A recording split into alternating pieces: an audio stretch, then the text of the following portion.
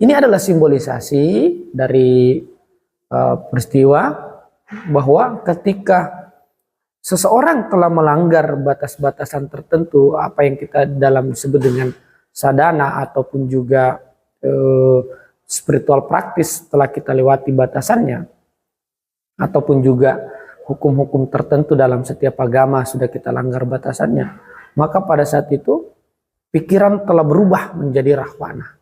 Pikiran menjadi sesuatu yang buas.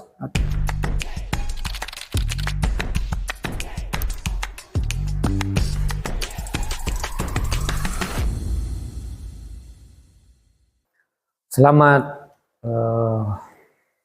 pagi, selamat sore, ataupun selamat malam bagi para penonton video dari The Journey. Jadi The Journey ini adalah channel bagi beberapa teman-teman saya, serta saya juga, untuk sebagai tempat ekspresi dan juga sebagai tempat untuk berkarya, ataupun juga sebagai tempat berbagi ataupun sharing pengetahuan yang sekiranya itu bermanfaat kepada seluruh manusia, ataupun juga bermanfaat untuk meningkatkan kemanusiaan atau meningkatkan kesadaran kemanusiaan. Pada episode kali ini kita akan melanjutkan lagi mengenai tentang epos Ramayana, yang mana pada episode sebelumnya kita telah sampai pada cerita keinginan Sita untuk menangkap ataupun memiliki golden deer atau memiliki rusa emas, yang mana rusa emas ini merupakan simbolisasi daripada keinginan atau kemegahan-kemegahan yang bersifat materi. Pada saat itu, pada episode sebelumnya, Rama telah pergi jauh meninggalkan Sita untuk menangkap daripada golden deer ataupun juga menangkap rusa tersebut, yang mana sebenarnya rusa itu adalah ilusi, ataupun juga rusa itu adalah siluman yang berpura-pura menjadi rusa yang mengilaukan. Pada pertemuan sebelumnya saya juga menjelaskan bahwa kemegahan ataupun juga kehidupan dunia ini pada dasarnya merupakan sebuah imajinasi ataupun juga lebih dekat dengan disebut dengan ilusi, karena kalau kita melihatnya lebih dekat dan lebih detail, maka sebenarnya keindahan ataupun apa yang kita sebut dengan kemegahan itu sebenarnya buatan daripada imajinasi kita. Misalnya kita melihat di atas, kita berada di sebuah pegunungan yang tinggi, maka di pegunungan itu kita akan melihat pemandangan yang indah dan pemandangan yang sangat membuat hati berbinar-binar ataupun juga pikiran kita menjadi lebih tenang. Akan tetapi ketika kita betul-betul mendetailkan dan betul-betul mendalami dan juga betul-betul melihatnya secara detail dan dekat, maka kita akan lihat bahwa apa yang kita imajinasikan tentang keindahan itu tadi tidak terjadi, tidak sebagaimana yang kita lihat.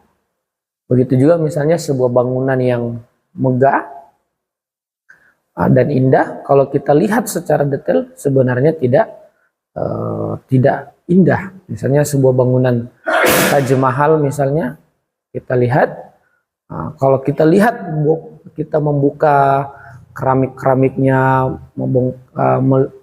menghilangkan aspek-aspek luarnya, maka Taj Mahal itu tidak menjadi indah. Atau tempat-tempat yang indah lagi di mana belahan dunia manapun, dia akan indah ketika dia jauh. Tapi ketika dia dekat, maka keindahannya menjadi sesuatu yang luntur atau menjadi tidak ada. Jadi keindahan daripada golden deer atau pada rusa rusa emas itu yang mana dicita-citakan dan diinginkan oleh Sita, sebenarnya keindahan itu adalah keindahan imajinatif ataupun yang bisa kita sebut sebagai ilusi. Maka kita akan melanjutkan lagi cerita selanjutnya dalam episode Ramayana, yaitu ketika Sita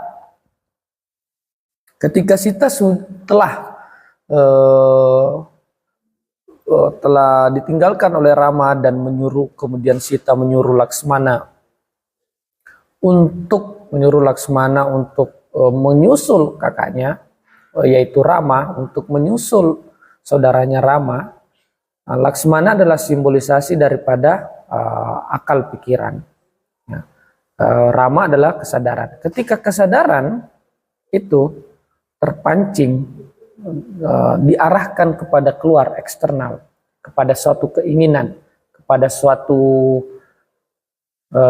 hal tertentu di luar sana, dengan adanya desire, maka pada saat itu kesadaran itu lari keluar. Seperti kita menginginkan suatu, maka pada saat itu kesadaran kita lari keluar, dan maka pada saat itu kita mudah terjebak, dan mau tidak mau akal pikiran pun juga akan ikut. Itulah simbolisasi daripada Laksmana.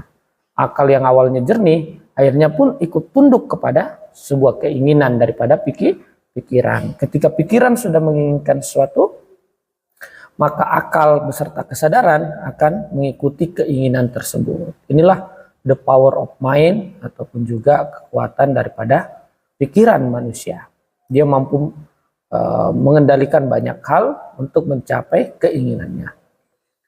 Oleh karena itu, pada saat Laksmana telah meninggalkan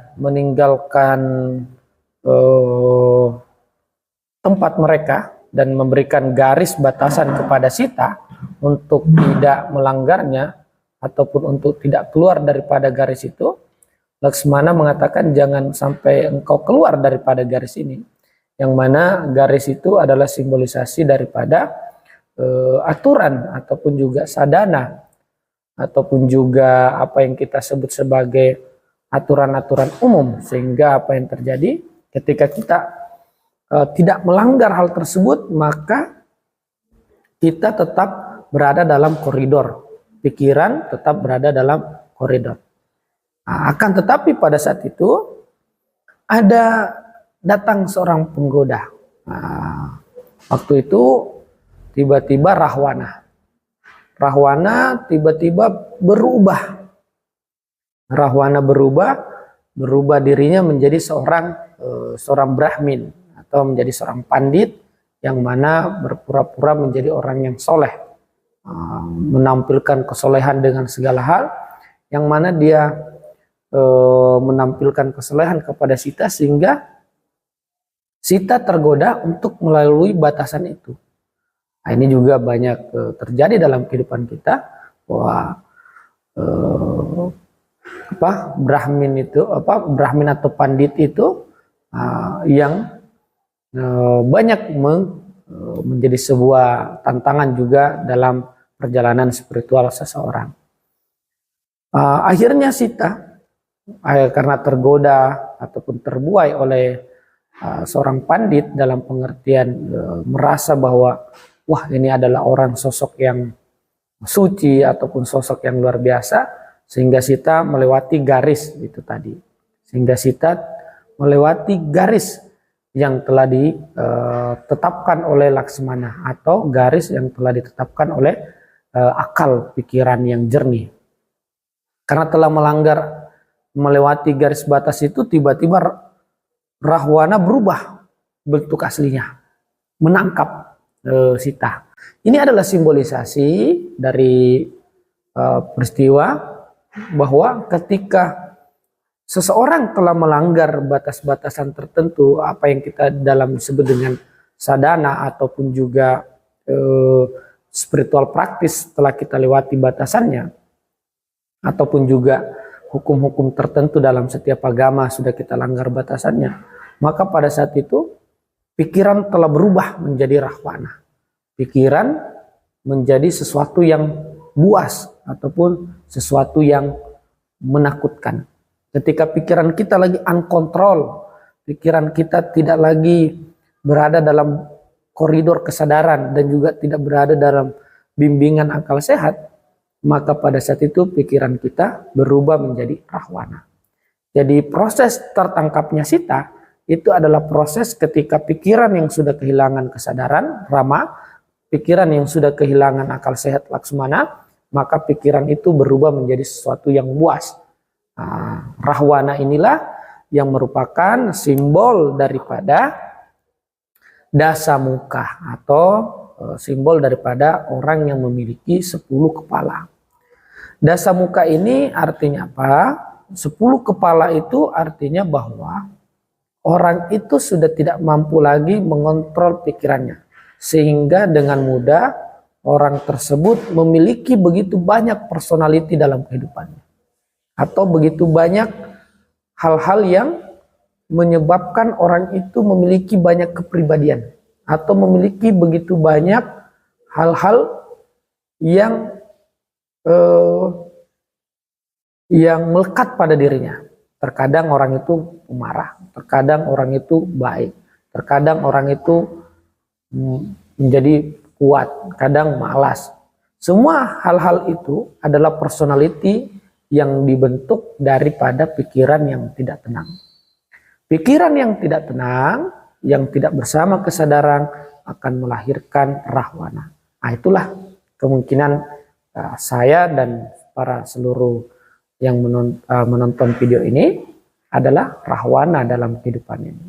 Rahwana dalam kehidupan ini adalah pikiran kita yang tidak mampu tenang, tidak mampu berpikir jernih, dan tidak mampu berkonsentrasi. Pikiran kita diganggu dengan begitu banyak memori-memori masa lalu, baik memori yang baik, memori yang indah, maupun memori yang menyebabkan traumatik. Semua memori-memori itu menyebabkan lahir seorang persona. Misalnya seorang anak yang memiliki trauma tentang misalnya kepercayaan kepada sosok tertentu, misalnya salah satu dari kedua orang tuanya, maka pada saat itu orang tersebut atau anak tersebut tidak lagi membentuk sebuah persona ataupun membentuk sebuah karakter dalam dirinya untuk tidak mempercayai orang-orang tertentu. Berangkat daripada sebuah trauma. Atau seorang anak yang berangkat daripada kenangan indah bersama dengan ibunya misalnya. Ketika dia memiliki kenangan indah bersama ibunya, maka itu membentuk satu persona. Yaitu persona bahwa aku adalah anak yang penuh dengan kebahagiaan. Sehingga dia akan sulit untuk melakukan transformasi dalam hidup karena selalu masih terikat dengan apa yang pernah dia alami, kenangan indah yang dia alami.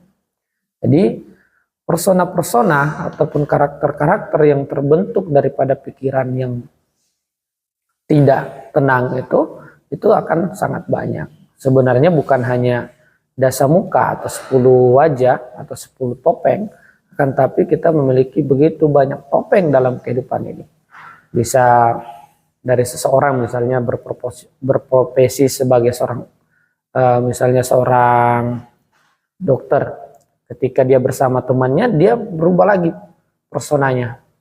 Ketika dia bersama keluarganya dia berubah lagi. Ketika bersama orang tuanya dia berubah. Nah, memang persona-persona ini adalah kita tetap menggunakan dalam hidup ini bahwa hidup ini ya memang harus menjadi seorang rahwana. Bahwa kita dalam hidup ini memiliki begitu banyak topeng atau memiliki begitu banyak wajah. Nah, karena memang kita menempatkan kehidupan ini sesuai dengan tempatnya. Akan tetapi yang menjadi persoalan adalah ketika kita tidak menyadari, kita tidak menginsafi bahwa apa yang topeng-topeng yang terjadi itu adalah sesuatu yang berbahaya kalau kita tidak mampu mengenalinya dengan baik. Terkadang kita misalnya ada orang yang berbuat baik, sebenarnya dia tidak berbuat baik, tapi dia berangkat daripada rasa traumatik yang dimilikinya. Misalnya dia sangat baik kepada orang lain karena pernah memiliki rasa trauma, dia tidak diperlakukan dengan baik. Atau ada orang yang jahat, sebenarnya juga orang tersebut berangkat daripada rasa trauma yang dimilikinya. Karena dia memiliki rasa trauma ingin marah misalnya, dia pernah kecewa, maka dia akan banyak melakukan rasa marah karena kemarahan yang dia pendam, wajah kemarahan yang dia pendam dalam hidupnya ingin diekspresikan. Jadi hidup kita ini adalah ekspresi-ekspresi ataupun juga rahwana-rahwana yang mana kita pendam dalam kehidupan, apakah itu dari trauma ataupun berangkat daripada sebuah kenangan indah. Nah, seorang yang berkesadaran, seseorang yang melampaui pikiran, itu belajar untuk tidak berangkat segala perbuatannya, tidak berangkat dari segala niatnya, tidak berangkat daripada apa yang disebut dengan pikiran yang tidak tenang. Makanya seluruh ajaran agama, seluruh ajaran-ajaran spiritual hanya ingin mengajarkan satu hal, yaitu bagaimana manusia mampu untuk menenangkan pikirannya. Ketika pikiran tenang, maka seseorang mampu untuk bersikap bahwa seluruh permainan-permainan di dunia ini adalah, seluruh peran-peran di dunia ini adalah peran semata. Aku bukanlah persona ini, aku bukan persona itu, aku bukan ini dan bukan itu. Tapi aku memainkan peran, aku memainkan persona ini, aku menggunakan persona ini untuk kebaikan. Ya itulah yang menjadi pesan daripada pembelajaran daripada ketika Rahwana menangkap Sita. Artinya ketika pikiran sudah tidak lagi memiliki kesadaran dan juga akal sehat, sudah tidak menjalankan sadhana ataupun latihan spiritual, sehingga maka pada saat itu orang terjebak pada persona-persona yang mana digambarkan sebagai Rahwana yang memiliki 10 kepala. Ada yang menyatakan betul peristiwa itu terjadi, ada yang menyatakan sebenarnya peristiwa itu tidak terjadi tapi hanya simbol belaka. Tapi yang menjadi terpenting bagi kita adalah kita mengambil pelajaran bahwa ketika pikiran kita tidak tenang, maka kita siap-siap menyambut Rahwana dalam hidup ini. Nah, apa yang menjadi tugas kita adalah belajar untuk agar pikiran kita menjadi tenang dan kalem, sehingga kita mampu melihat peran-peran yang kita lakukan dan ladeni dalam kehidupan ini. Sebagaimana saya pada saat ini sedang memainkan peran dalam hidup ini sebagai pembawa cerita daripada epos Ramayana. Saya rasa cukup ini, insya Allah kita akan melanjutkan pada episode selanjutnya mengenai cerita Rahwana dan bagaimana Rahwana itu bersama pada kerajaannya. Saya pikir cukup, terima kasih banyak. Sampai jumpa kembali.